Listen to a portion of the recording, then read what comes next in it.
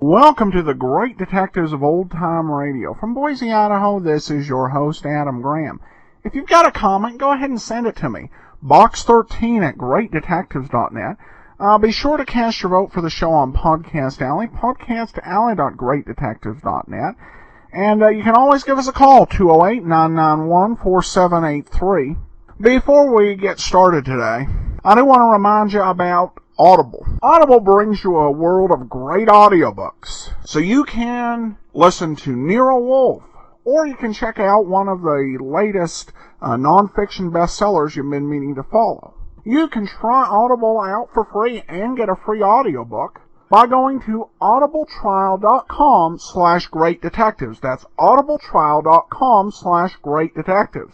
And be sure, another great reason to get Audible is the Colonial Theater in Boston is releasing some great new radio dramas with characters such as Perry Mason and Zorro, and you're able to get those at a discounted rate as an Audible member. We're going to get into today's episode of Nero Wolfe, the case of the Telltale Ribbon. Ladies and gentlemen, the ringing of that phone bell brings you mystery, adventure. Nero Wolfe's office, Archie Goodwin speaking. What? Who? Who is this? Who wants to speak to Mr. Wolfe? Nobody. Nobody? I said that. Hang up.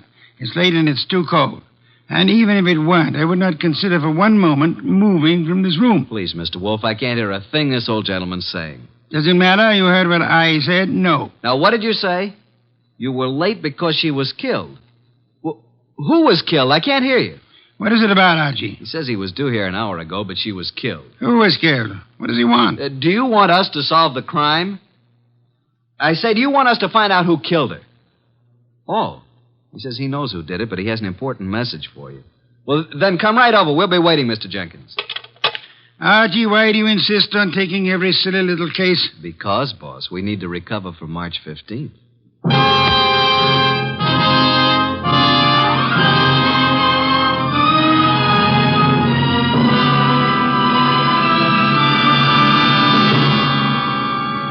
Ladies and gentlemen, it's that renowned genius who is the bulkiest, balkiest, most ponderous, and most brilliant detective in the world.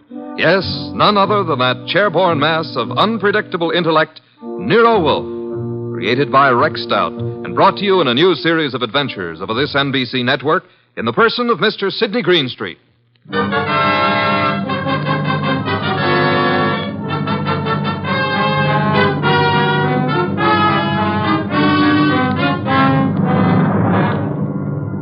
This case I like to refer to as the case of the Telltale Ribbon. Perhaps a better title would be Wolfe Goes A-Hunting. For in a way, this was one of those unusual instances in which my boss, of his own free will and without any coercion, actually decided to leave the house and go to the scene of the crime. It started when the strange old gentleman who phoned us finally arrived. Well, there's our client, Mr. Wolfe.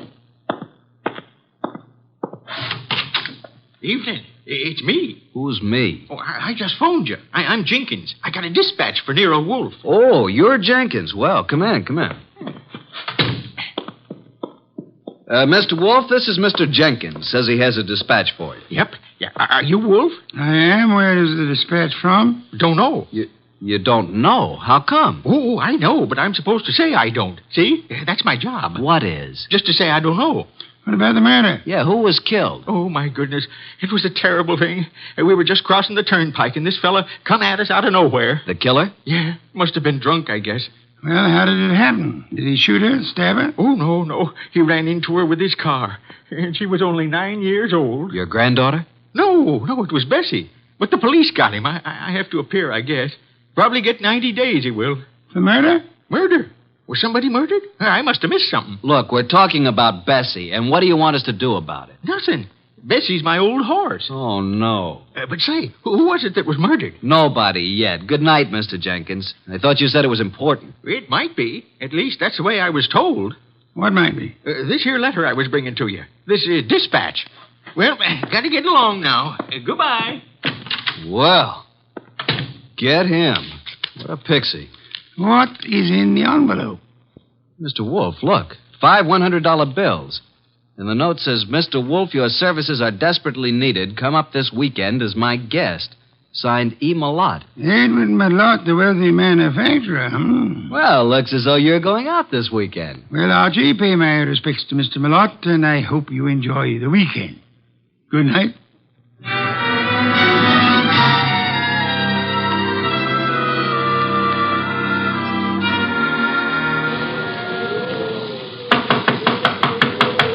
Something certainly phony about this. There's no party going on here tonight.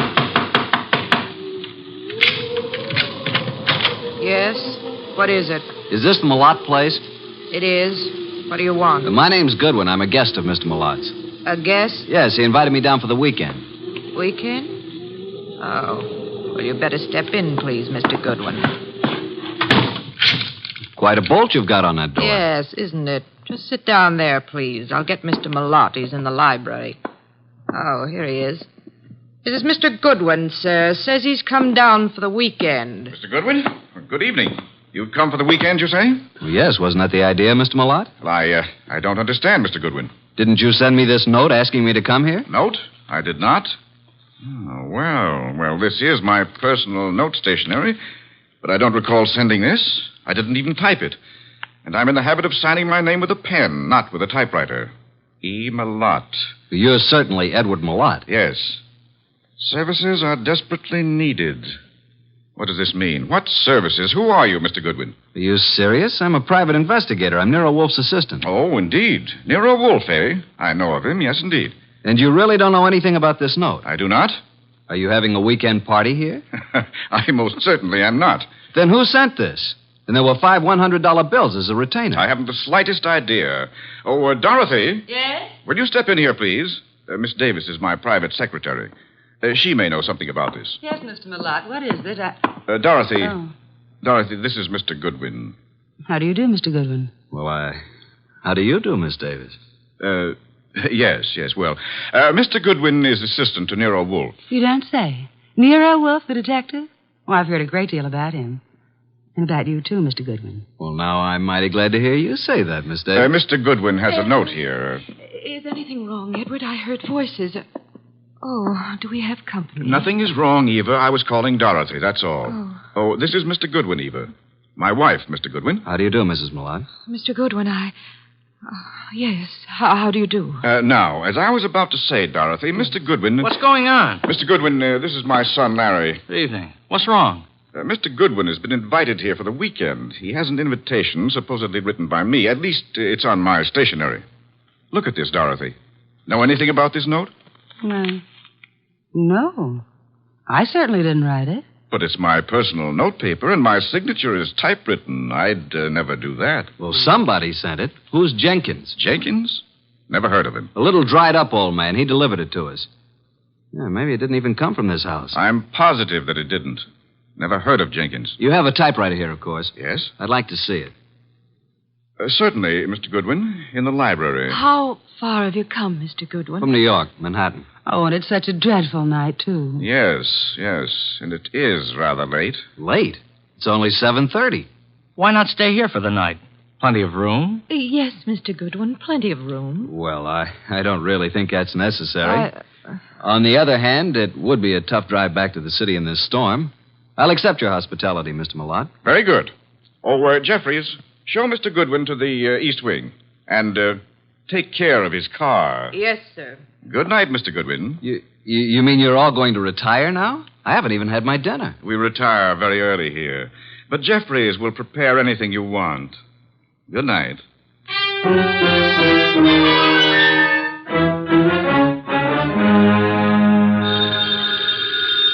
Oh, dear, who moved that phone? Hello, Wolfe speaking. Archie, boss. Well, I'm here at Malott's place, but there ain't no party. What happened? Are you in the right house? I'm afraid I am. They've all gone to bed. Weird bunch. His wife, who looks very sickly and I think wants to say something to me alone. And and Larry the son, and Malot's secretary, Dorothy Davis. She has me bothered a bit. How unusual, especially if she's pretty. A beauty. But she seems to know all about me. You'd better come home, Archie. I can see you're in no condition to handle this case properly. Give them the money back. Oh, I forgot to tell you. They don't want me here. Malot didn't send the note. No one here knows anything about it, so we can keep the dough. Interesting indeed. The circumstances would indicate that you should stay there and wait for it to happen. For what to happen? For whatever it is the fates have conspired to have happen there while your shining little ego is in the midst of it. Bye.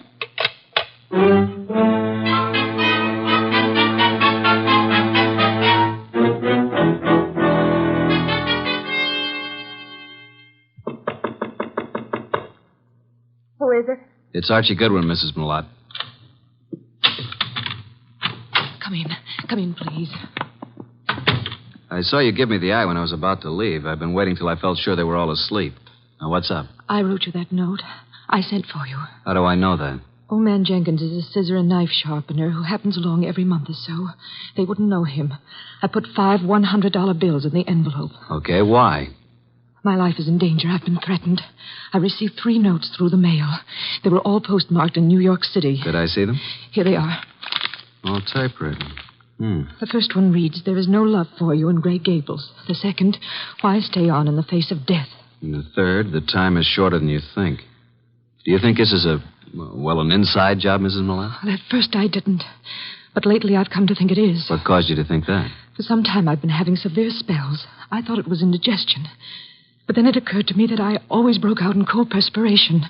I was left horribly weak and terribly thirsty. Thirsty? You fear you're being poisoned? Yes. And since the thought came to me, I've been living in fear. Fear of every bite of food or drink. It's so shattered my nerves that I have to take these yellow sleeping capsules to even close my eyes. Well, as your husband and his secretary and your son Larry... Larry is my stepson. Which one do you suspect? The secretary, Dorothy, or my husband, or both. What's the motive? Well, they're in love. She's been here over 2 years, and they've spent most of their time together. The idea never occurred to me till last week. And when I watched them, it was quite obvious. Anybody else know about these 3 notes? Oh, no. Then I'll keep them for a while. Good night, Mrs. Malott. And don't worry.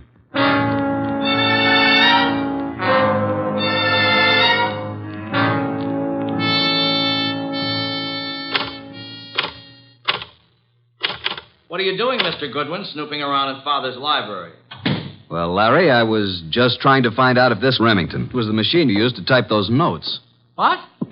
What notes? The notes you sent your stepmother. Why, I don't know anything about any notes. Then why were you so startled? I'm not startled. I just, why would I threaten her? So you do know about them. I didn't mention the contents of the notes. I just happened to see them on the table in her sitting room. You don't care too much about your stepmother, do you? Oh, she's all right. You don't care too much about Dorothy either, do you? I certainly don't. Why not?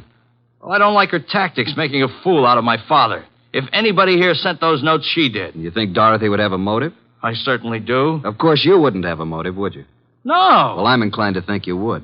Well, just what motive would I have? You don't seem to like any woman who's too close to your father. Maybe because you'd resent anyone sharing in the estate if your father died. If I were you, Mr. Goodwin, I'd leave. Tonight. And the sooner the better. Good night.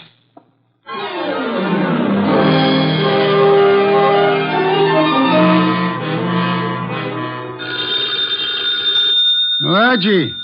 Oh, confounded boy. Yes, Archie? You have the wrong number. This is Sherlock Holmes speaking. Why didn't you go to bed like the others?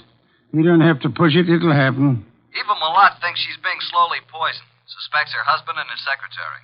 He could be right. What are the symptoms she suffers? Gastric disturbances, weakness, thirst. Indeed. What about the son? Have any ideas? He doesn't like his stepmother and is decidedly against his father's secretary, Dorothy. He knew all about the notes Mrs. Malott had received, saw them on her dressing table.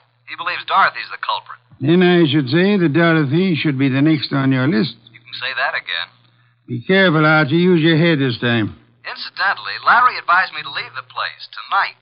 Bit of a threat it was, too. What shall I do, Mr. Anthony? Do nothing. The trouble will come to you. Bye.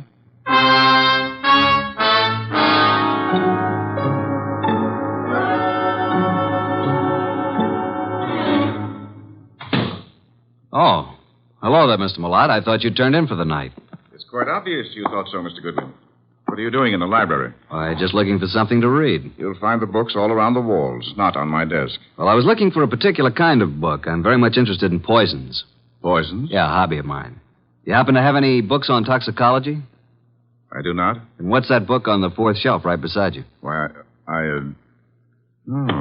toxico... Where did that come from? Never saw it before. Perhaps it was in that assorted collection I bought a couple of weeks ago. I hadn't noticed it. Larry probably put them on the shelves. Mr. Millard, how long have you known Dorothy, your secretary? A little over 2 years. Did it ever occur to you that she might be, well, infatuated, in love with you? What? Well, of all the... Now, see here. I don't know what you're up to, and I don't know how you got hold of my stationery to write that fake note. It isn't a fake note, Millard. I'm only trying to find out what's back of it. Mr. Goodwin, there is nothing going on here that requires the services of a detective, and Dorothy is not in love with me. I didn't say she was. I asked you if you thought she might be. Well, since this conversation seems to concern me, I suppose I am at liberty to come in. Oh, you're still up too, Miss Davis. Did you hear what this man said, Dorothy? Yes, I did, Mr. Millard. And I'd like to have a few words alone with Mr. Goodwin, if you don't mind. Mr. Goodwin, would you mind coming with me for a few minutes? No, not at all. And, well, it's rather late, Mr. Millard. Don't you think you should retire? It's a heavy day tomorrow. Well, yes. Yes, I suppose I should. And please, don't let this upset you. Mr. Goodwin has been misinformed. I'll straighten him out. Come on, Mr. Goodwin. The bar is right across the hall. I'll fix you a nice, soothing drink. That'll be nice. Well, now, what would you like, Mr. Goodwin? In the way of drinks? Oh, well, some 7-Up. Really? Well, just sit down over there. Okay, what do you want to talk about? Well, where did you get the idea that I was in love with Mr. Millard? First, suppose you tell me if you are in love with him. Yes, I am. But until a few minutes ago, he wasn't even aware of it. I worship him and his work. I never wanted him to know because he's married. It would have caused trouble, and I'd have had to leave here. But now he knows it's true. Well, now that he knows, what will happen? I'm going to leave tonight. Now. I see. And since I don't own a car, Mr. Goodwin, I'm going to ask you to do me a very great favor. Would you run me into New York? I want to leave without a word.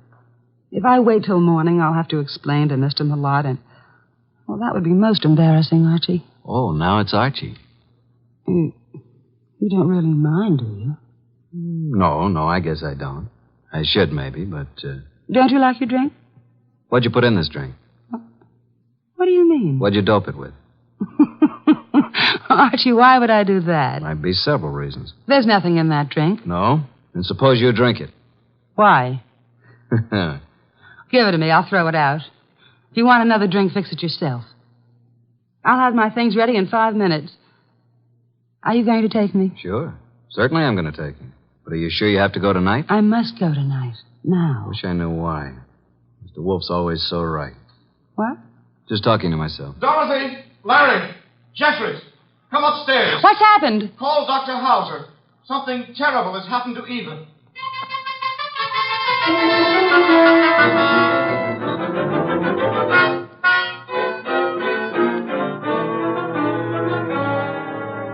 Well, Dr. Hauser? Oh, poor Mrs. Millard. No, there's nothing to be done now. It's all over. Eva. You'd better lie down, Mr. Millard. I'll phone and take care of everything.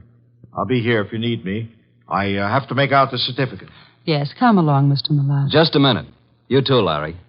I don't want to make this any more unpleasant for you, but, Doctor, just what are you going to put on the certificate as the cause of death? Acute gastritis. Is that what you've been treating her for? Well, she's had several attacks lately. I'd warned her to be cautious of her diet. And that was wise advice, too. Did you know about these attacks, Mr. Millard? Yes, I did. And you, Dorothy? Yes, I knew. And you knew also, Larry? No, I knew she hadn't been feeling well. How long had Mrs. Millard been suffering from insomnia? Oh, a year at least. I prescribed Nemitol. Yellow capsules? Of course. I wrote a prescription every so often calling for 12 capsules. You all knew about that, of course. I thought so. And would this be the prescription, this little box of capsules here on... Well, What's the matter, Mr. Goodwin? that box was open on this nightstand when we stepped into this room. All right, let's have the box, Mr. Millard. Thank you. Why'd you pick it up? Because I didn't want the stigma of suicide on Eva's name, nor mine. Suicide? Yes. Eva had this prescription filled yesterday morning.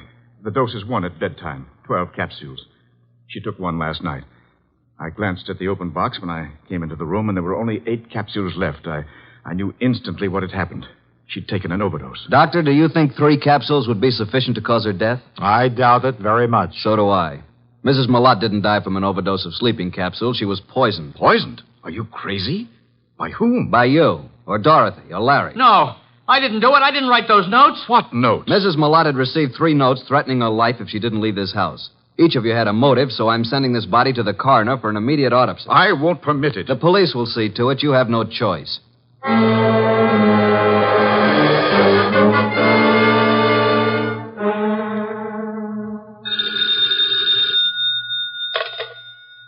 Yes, Archie. What now? Do you know who did it? How do you know anything's happened? Let us call it extrasensory perception. Well, Mrs. Malott was right. She's dead.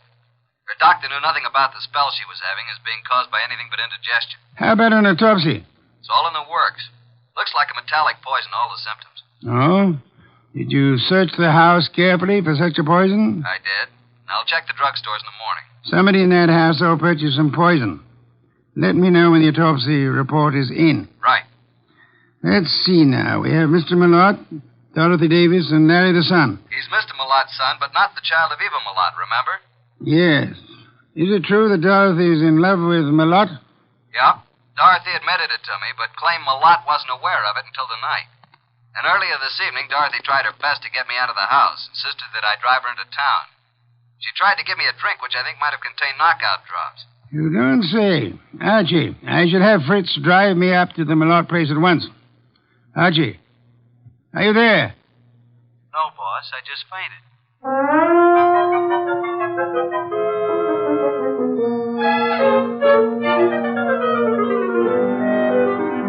And that, Mr. Wolfe, is most of the story up to now. Very interesting. Yes, indeed. But it isn't true. I did not put anything in Mr. Goodwin's drink. Then did you ask him to take you into town? Yes. And I might have been found in a ditch. Oh, it's ridiculous.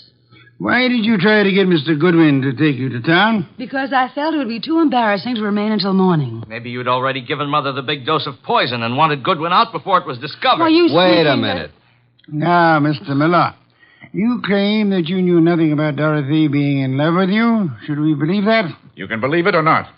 Dorothy had a motive to get rid of Mrs. Malott. It seems that Mr. Malott had one, too. And so did Larry. What? You admitted to me that you didn't like your stepmother. And that you disliked Dorothy even more. I didn't say that. You said Dorothy was making a fool of your father. You resented the possibility of any woman sharing in the estate. You knew about the sleeping capsules, and you could have put poison in some of them. You could have written those threat notes. And by getting rid of your stepmother and placing the blame on Dorothy, you'd be getting rid of them both. But I didn't.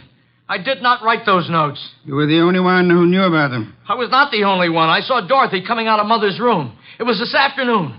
Mother was out taking a sunbath. Dorothy did it. She's the one. I think you're the one. No, Dorothy wrote those notes. That's a lie. No, she probably slipped into Mother's room and wrote those notes on Mother's portable. What? Hey, just a minute. Archie, come here. I never heard of such So I lies. didn't do it. You can't send me to jail. I'll kill you first. Larry, drop that gun. Don't come near me, any of you. You're such a fool, Larry. Give me that gun. I'll shoot. I'll shoot. Come on. There. Now, you better quiet down, kid. Or Inspector Kramer will take care of you when he arrives.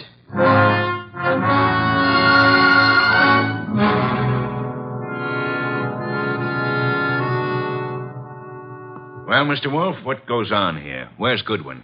I sent him upstairs, Inspector Kramer, upstairs to Mrs. Malott's room to check on something. Here he is.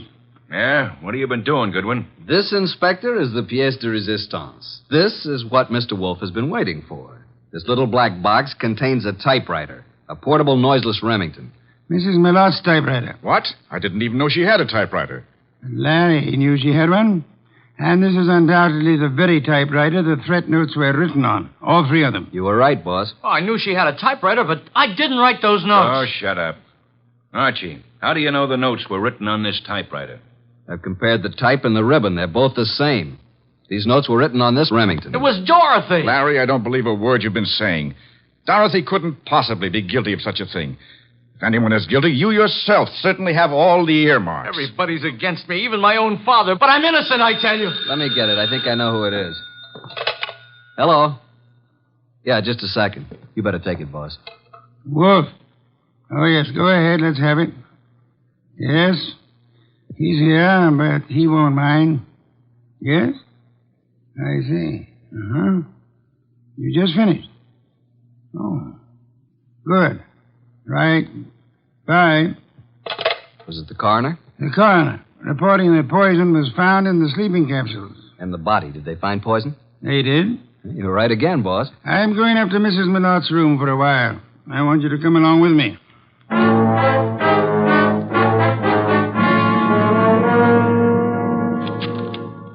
Find anything yet, Archie? No, mostly bills and invitations to bridge parties and so on. Ah. You find something, boss? Yes and no. This pocketbook detective story. What about it? I'm just flipping through the pages, and I find this corner turned down. Well. What is it? Look and read. Why stay on in the face of death? Interesting. The very words used in one of the notes. Give me the book. Of course, this doesn't prove a thing either, but it does confirm what I was... Oh. What now? This cinches it. Get them all up here, Archie. Tell Kramer to bring them all to the bedroom.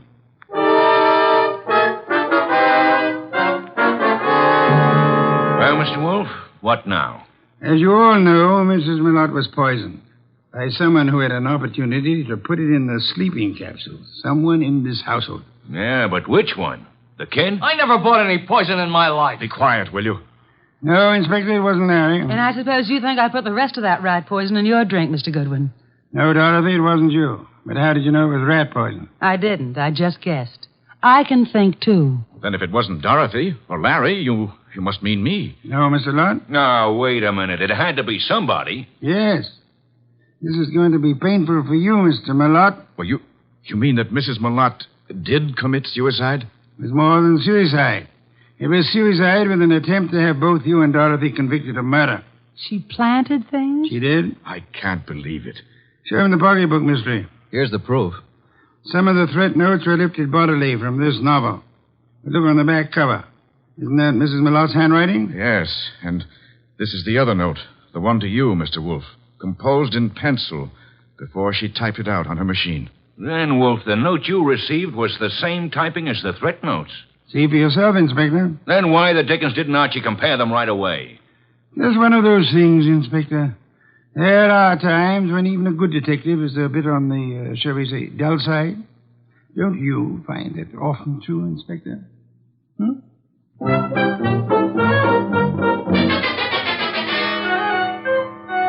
Nice of you to go all the way out there, boss. I was a bit stuck. Quite all right, Archie. Yeah, there's something that still bothers me. So? How can such a sweet, motherly type as Mrs. Millott cook up such gruesome ideas? She was a very sick woman, mentally as well as physically. She probably felt she was going to die. And her warped mind seized on the opportunity to make sure that this Dorothy didn't get her man after she was dead. And speaking of Dorothy, she's a mighty pretty... Yeah. Some beer, please, Archie. If you were so certain that Dorothy wasn't guilty, what was the idea of spending so much time questioning her? Huh? Why, I... Never mind the raised eyebrow department. Answer the question. Well, there are certain rules a good detective always follows. Some are in the book, others aren't. You mean there's nothing in the book which says a good detective shouldn't spend a few minutes with an attractive brunette, even though she is a murder suspect? The author of that book can be none other than the incomparable Archie Goodwin. Good night, Archie.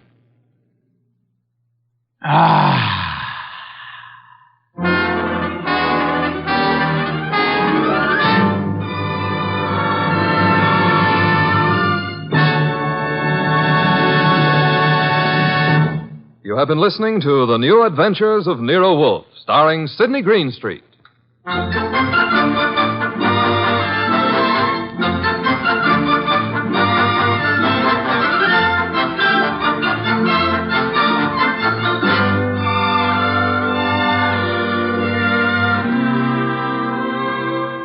Tonight's transcribed story by John Edison was based on the characters created by Rex Stout. This is an Edwin Fadiman production, produced and directed by J. Donald Wilson. In the cast were Harry Bartell as Archie Goodwin, and Gene Bates, Irene Winston, Ted Von Eltz, Jerry Hausner, Vic Rodman, and Bill Johnstone.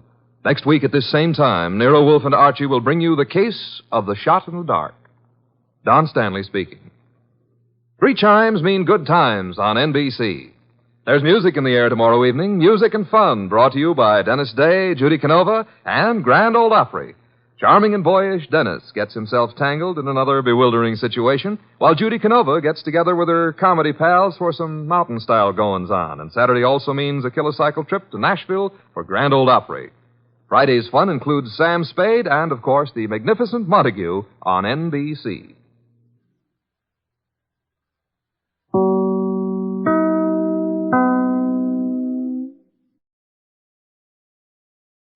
Welcome back. Well, I have to admit that I did kind of crack up at the Sherlock Holmes reference, obviously because of Harry Bartell's history on that particular program.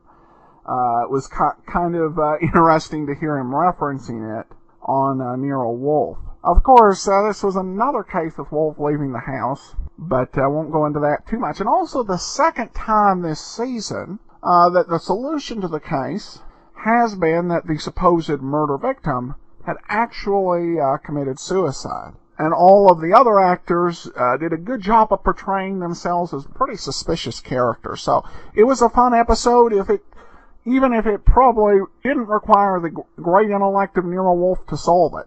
Well, speaking of that, we turn to listener comments, and we have 2 comments so far in favor of Nero Wolfe as a favorite show. And of course, Nero Wolfe won, and we're listening to it as a result of your votes on Podcast Alley. I do have to mention, though, we are actually nearing the end of Nero Wolfe. After today, we have only 3 more episodes of Nero Wolfe. However, when we're done with Nero Wolfe, we'll get to hear Dick Powell in his role of Richard Rogue. So Rogue's Gallery is coming in 4 weeks. Be sure to listen for that. But that'll do it for now. We'll be back next Tuesday with another episode of Nero Wolfe. Join us tomorrow for Let George Do It. In the meantime, cast your vote for the show on Podcast Alley, podcastalley.greatdetectives.net. Become one of our friends on Facebook, facebook.com/Radio Detectives. And follow us over on Twitter at Radio Detectives. From Boise, Idaho, this is your host, Adam Graham, signing off.